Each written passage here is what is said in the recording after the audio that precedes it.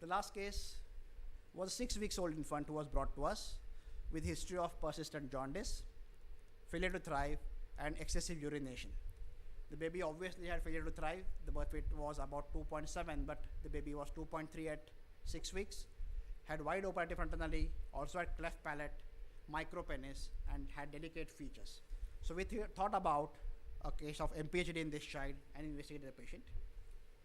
His thyroid function test showed a T4 of 5, which is on the lower side of normal, T3 of 0.7, which is absolutely low, and TSH in the normal range but on the lower side.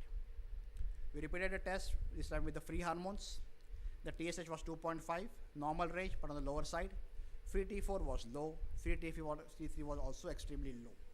Worked him up for other hormonal levels, low cortisol, low growth hormone, low FSH-LH. So diagnosis was patient with MPHD who had central hypothyroidism. So my take-home message would be, in case of GHD, always use oxygen criteria along with clinical features to diagnose or suspect a case of GHD. Stimulated tests should be done by trained personnel in clinical settings.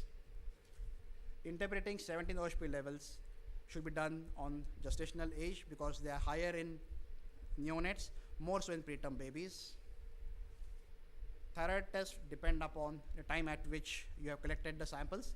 So interpretation of the report should be done by asking the clinician when the samples were taken for estimation.